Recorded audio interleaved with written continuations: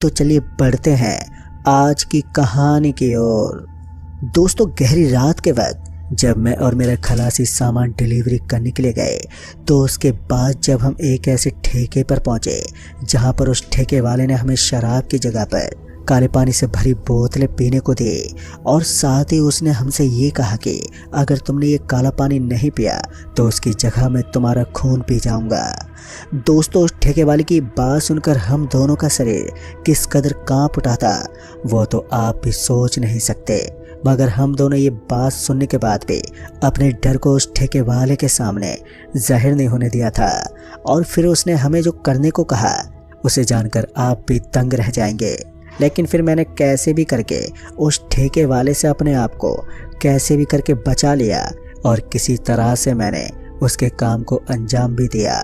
तो आइए शुरू करते हैं मेरे साथ घटी एक खौफनाक घटना, वो भी मेरी जुबानी। दोस्तों, ये तब की बात है तकरीबन 5 साल पहले, जब मुझे ट्रक ड्राइविंग करते करते काफ़ी समय हो गया था। मुझे ज़्यादातर रास्तों का अनुभव था। मुझे ज़्यादा दिक्कत तो नहीं होती थी किसी भी सामान को डिलीवर करने की, मगर मुझे दिक्कत तब होती जब मुझे शराब की बोतल पीने को नहीं मिलती, क्योंकि मुझे दारू की इतनी ज़्यादा तलब थी कि उसके बिना ट्रक ड्राइव करना मुझे बहुत ही मुश्किल लगता था। मगर कभी कभी हो जाता था कि दारू के बिना भी सामान को डिलीवर करना पड़ता था, क्योंकि रात गहरी होने के कारण ठेके बंद हो जाते थे, जिसके चलते मुझे दारू नहीं मिल पाती थी। फिर ऐसे ही मेरे दिन बीतते रहे, मगर एक दिन ऐसा आया जब मुझे एक ऐसे रास्ते से गुजरना पड़ा जो कि जोखिम से भरा हुआ था। लेकिन मुझे उस रास्ते के बारे में बिल्कुल भी नहीं मालूम था। मैंने खुद पहली बार उस रास्ते का रुख किया था। दरअसल रात के 9 बजे मैं और मेरा खलासी हम दोनों को डिलीवरी देने के लिए दिल्ली से बिहार जाना था, जो कि काफ़ी लंबा सफ़र था। तो हम दोनों रात के वक्त ही निकल गए। उस वक्त मौसम भी बिल्कुल ठीक ठाक ही था। आसमान में तारे टिमटिमा रहे थे और साथ ही चांद की रोशनी भी हाईवे पर बिखरी पड़ी थी, जिससे मुझे ट्रक चलाने में आसानी हो रही थी। मैं अभी ट्रक को ड्राइव किए ही जा रहा था कि तभी मेरे खलासी ने मुझसे कहा कि 100 किलोमीटर पार करने के बाद हमें हाईवे को छोड़कर एक दूसरा रास्ता तय करना होगा, क्योंकि वहाँ पर पुलिस चेकिंग कर रही है और हम वहाँ पर फंस भी सकते हैं, क्योंकि हमने अपने ट्रक में सामान को ज़्यादा ही लोड करके रखा था।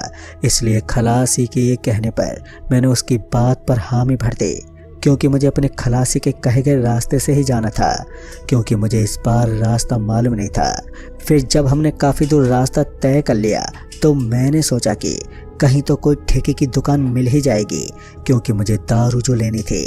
और फिर जब ऐसे ही मैं हाईवे के साइड में ठेके को देखते जा रहा था कि कहीं तो मुझे ठेका नज़र आ जाए, पर शायद उस वक्त मेरी किस्मत ही खराब थी। मुझे वहाँ पर कहीं भी ढाबा या ठेका दिखाई नहीं दे रहा था। फिर मुझे लगा कि शायद आज का सफ़र बिना दारू के ही करना होगा।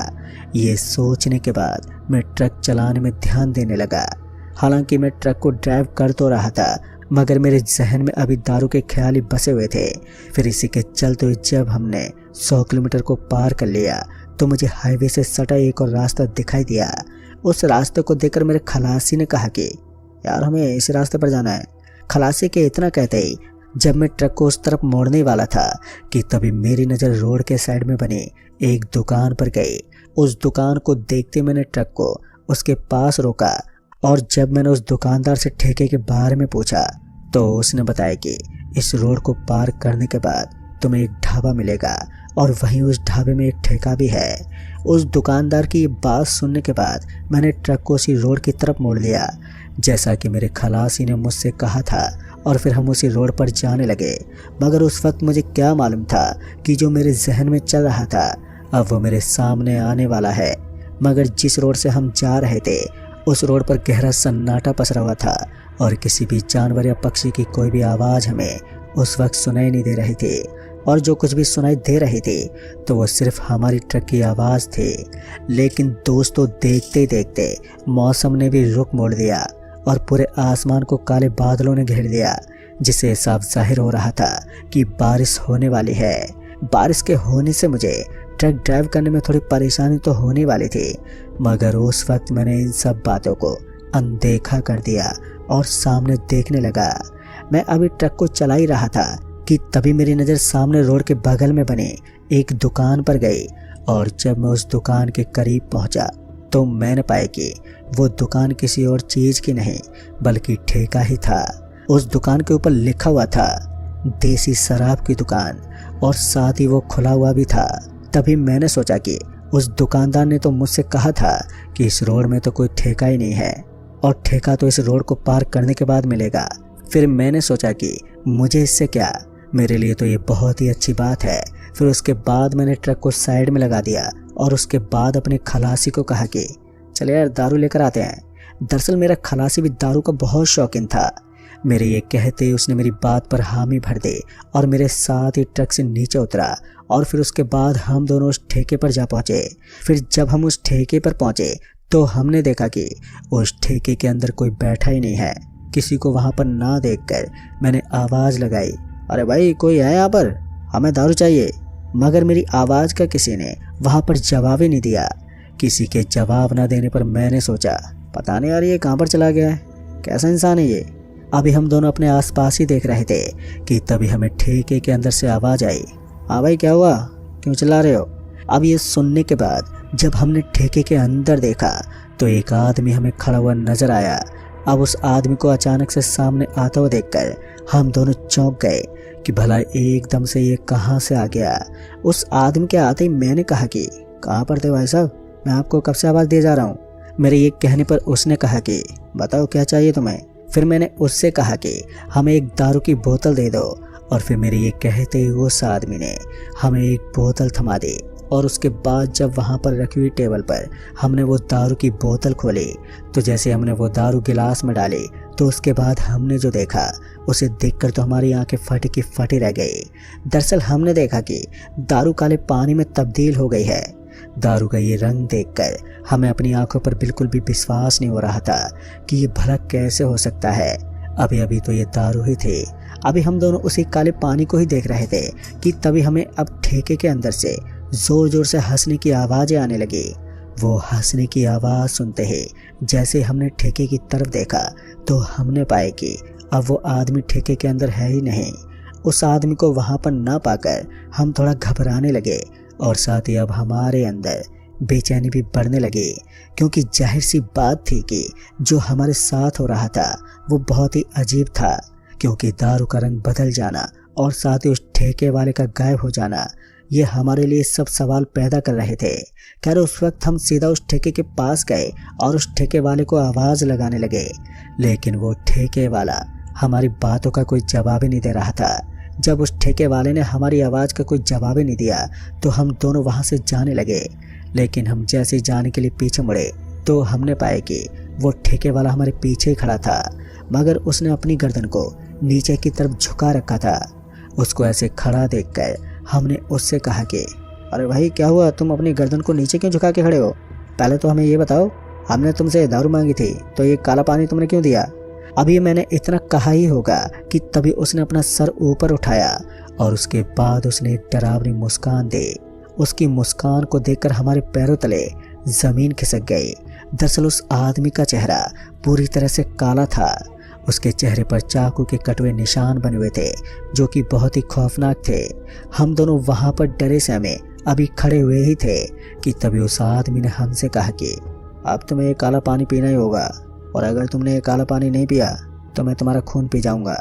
दोस्तों उस आदमी के मुंह से ये सुनकर हमारे पूरे शरीर के रोंगटे खड़े हो गए और हमारे शरीर एकदम से सुन्न पड़ गया। हम दोनों उस वक्त ये सोचने लगे कि हमने इस ठेके पर आकर बहुत ही बड़ी गलती कर दी है। उस शख्स ने भी हमें ये कहा था कि यहाँ पर कोई ठेका भी नहीं है, इसका मतलब ये एक भूतिया ठेका है। अब हमको यहाँ से कैसे भी करके निकलना होगा। मगर हमने जैसे अपने कदमों को आगे बढ़ाने की कोशिश की तो हमारे पैर मानो वहीं जम से गए थे। हम पूरी कोशिश करे जा रहे थे लेकिन शायद हमारे पैरों को मंजूर ही नहीं था कि हम आगे बढ़ें। हम दोनों अभी डरे समय वहीं पर खड़े ही थे कि तभी हमने देखा कि खून से लथपथ हाथ जमीन से बाहर आ रहे थे और उन खूनी हाथों ने मेरे खलासी निहाल के पैरों को पकड़ लिया। जब उन हाथों ने निहाल के पैरों को पकड़ा था कि तभी निहाल चिल्लाने लगा और मुझसे बोला कि बचाओ मुझे, ये हाथ मुझे नीचे की तरफ खींच रहे हैं। निहाल के ये कहते ही जब मैंने उन हाथों को निहाल के पैरों से छुड़ाने की कोशिश की तो उसकी मदद करने के चक्कर में उन हाथों ने मेरे हाथों को पकड़ लिया, जिसके बाद वो हाथ मुझे नीचे की तरफ खींचने लगे। फिर जैसे तैसे करके उन हाथों से मैंने अपने आप को छुड़वाया और उसके बाद जैसे ही हम दोनों ने वहाँ से भागने की दोबारा से कोशिश की तो हमारे पैर आगे बढ़ने लगे, जिसके बाद हम दोनों वहाँ से भागने लगे। मगर जैसे हम ट्रक के पास पहुँचे कि तभी अचानक से वो आदमी हमारे ट्रक के सामने आकर खड़ा हो गया। उस आदमी को ट्रक के सामने खड़ा पाकर हम दोनों के कुछ भी समझ में नहीं आया कि हम करें तो करें क्या। हम दोनों अभी इन्हीं सब उलझन में थे कि तभी उस आदमी ने एक भारी आवाज में कहा, मैंने तुमसे कहा था कि तुम्हें वो काला पानी पीना पड़ेगा, नहीं तो मैं तुम्हारा खून पी जाऊंगा और तुम्हारी जिंदगी यहीं पर खत्म कर दूंगा। दोस्तों, उस आदमी की ये बात सुनकर मेरे हाथ पैर अब ठंडे पड़ने लगे थे। हमें इतना तो समझ में आ गया था कि अगर हमने वो काला पानी नहीं पिया तो ये हमारा खून पी जाएगा और साथ ही ये हमें यहाँ से जाने नहीं देगा। जिसके चलते मैंने निहाल से कहा कि यार, अगर हमें यहाँ से निकलना है तो इसके कहे अनुसार हमें वो काला पानी पीना होगा। अब मेरे एक कहने पर निहाल ने भी कहा कि इसके अलावा हमारे पास और कोई भी चारा नहीं है। फिर इसी के चलते मैं और निहाल ठेके पर वापस से पहुंचे और जब हमने गिलास में देखा तो उसमें अभी भी वो काला पानी था। जिसके बाद हमने अपनी आंखों को बंद किया और उस काले पानी को पीने लगे। मगर जब मैं उस काले पानी को पी रहा था कि तभी मुझे उसका स्वाद बिल्कुल दारू की तरह कड़वा लग रहा था। मगर जब मैंने और निहाल ने उस पानी को पिया तो हमें उस वक्त तो कुछ भी नहीं हुआ, लेकिन फिर कुछ समय के बाद ही मुझे अचानक से बहुत ही नशा चढ़ने लगा। मुझे ऐसा लगने लगा था कि मैंने कुछ ज़्यादा ही दारू पी ली है। अभी मैं ये सोच ही रहा था कि तभी मेरी नज़र निहाल पर गई तो मैंने देखा कि निहाल अपने आप को नोचे जा रहा था और साथ ही दारू की बोतल को तोड़ के खाए जा रहा था। अचानक ही निहाल के रुख में आए बदलाव से मैं ये सोच में पड़ गया कि कहीं उस पानी को पीकर हमने बहुत बड़ी भूल तो नहीं कर दी। अभी मैं अपने आप को संभाल ही रहा था कि तभी मैंने देखा कि निहाल बेहोश हो गया है। निहाल के बेहोश होते ही जैसे मैं उसे उठाने के लिए जाने लगा तो उससे पहले मेरी आंखों के सामने भी अंधेरा छा गया और इसी के चलते मैं भी बेहोश हो गया। और फिर जब मेरी आंख खुली तो मैंने अपने आप को एक पेड़ के नीचे लेटा पाया और जब मैंने उठकर देखा तो मैंने पाया कि मेरे सामने एक तालाब बना हुआ था और उस तालाब का पानी काला दिखाई पड़ रहा था। मगर मुझे लगा कि शायद अंधेरे की वजह से वो पानी काला नजर आ रहा था। जब मैं खुद उस तालाब के पास गया और उस पानी को अपने हाथों में लिया तो मैंने देखा कि वो पानी सच में काला था। मगर मैंने ये सोचा कि मैं यहाँ पर पहुँचा तो पहुँचा कैसे। मैं तो उस ठेके पर बेहोश हुआ था, लेकिन तभी मुझे याद आया कि निहाल मुझे कहीं पर दिखाई नहीं दे रहा था, क्योंकि निहाल के साथ साथ मैं भी वहीं पर बेहोश हुआ था और उसे भी यहीं कहीं होना चाहिए।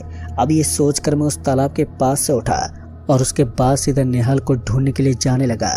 पर जब मैं उस तालाब से थोड़ा दूर आया तो तभी मुझे पीछे से आवाज़ आई, अरे भाई, दारू नहीं पियोगे?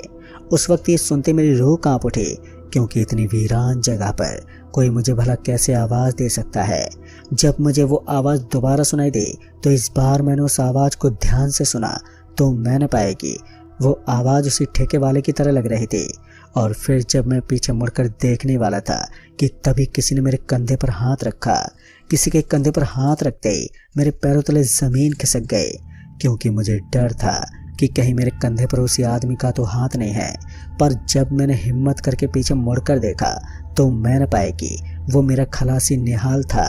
निहाल को देखते मैंने निहाल से कहा कि यार, कहाँ पर था तू? जिस पर उसने बताया कि मैं उस आदमी से बच के खुद यहाँ पर आया हूँ। जब मैंने वो काला पानी पिया था तो उसके बाद मुझे पता नहीं क्या हुआ कि मैं अपने आप को नोचने लगा, क्योंकि मेरे शरीर में खुजली होने लगी थी, जिस वजह से मैं अपने आप को नोचने लगा था। और उसी के चलते मुझे पता नहीं क्या हुआ कि मैं वहीं पर बेहोश हो गया। और फिर जब कुछ देर के बाद मेरी आँख खुली तो मैंने अपने आप को जंगलों के बीचों बीच पाया। फिर जब मैं उठा और फिर मैंने अपनी निगाह चारों तरफ घुमाई तो उसके बाद मुझे वहाँ पर कोई नहीं दिखा। वहाँ पर किसी के ना दिखने पर मैं वहाँ से जाने लगा और फिर मैं तुमको आवाज़ें लगाते लगाते वहाँ से आगे बढ़ रहा था। पर जैसे मैं कुछ दूर पहुँचा तो मुझे ये तालाब दिखा और जब मैंने तुम्हें देखा तो मैं सीधा भागते तुम्हारे पास आ गया। दोस्तों, निहाल की इस सारी बात सुनने के बाद मुझे इतना तो समझ में आ गया था कि अगर हम दोनों यहाँ से जल्दी नहीं निकले तो शायद हमारी मौत तो पक्की है, क्योंकि वो इंसान नहीं बल्कि एक भूत है जो कि हमें मारना चाहता है। अब मेरी बात सुनने के बाद निहाल ने कहा कि हमें अभी के अभी यहाँ से भागना होगा। और निहाल के इतना कहते ही मैं और निहाल वहाँ से भागने लगे और बिना पीछे मुड़े हम भागते रहे। मगर जब हम भागते भागते उस ठेके के पास पहुँचे तो हमने देखा कि वो ठेका अब खंडर में तब्दील हो गया है। पर वहाँ पर ना तो कोई टेबल थी और ना ही कोई दारू की बोतल थी। अगर वहाँ पर था तो वो था वहाँ का डरावना माहौल, जिसे देखकर सबकी रूह कांप उठे। अभी हम दोनों वहाँ पर खड़े ही थे कि तभी हमने देखा कि बादलों में बिजली की गड़गड़ाहट हमें साफ साफ सुनाई देने लगी, जो कि ये साफ जाहिर कर रही थी कि अब बारिश होने वाली है। जिस पर मैंने निहाल से कहा कि हमें यहाँ से जल्दी निकलना होगा, क्योंकि क्या मालूम वो आदमी दोबारा हमारे सामने आ जाए और शायद इस बार वो हमें ना छोड़े।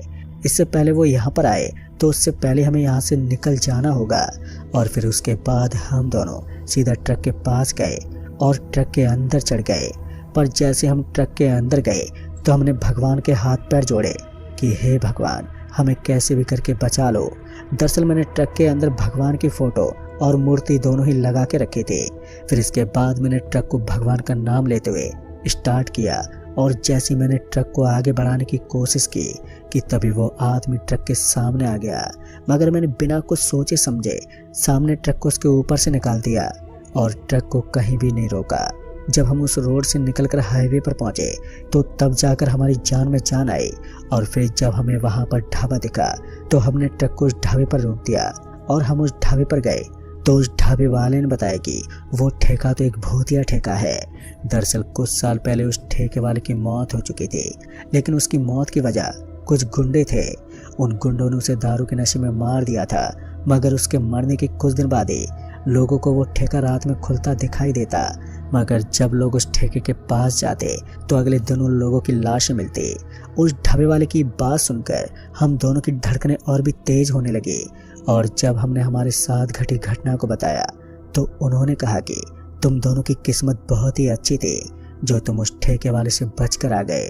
तो दोस्तों, ये तो थी हमारी ज़िंदगी की सबसे पहली और आखिरी खौफनाक दिल दहला देने वाली घटना।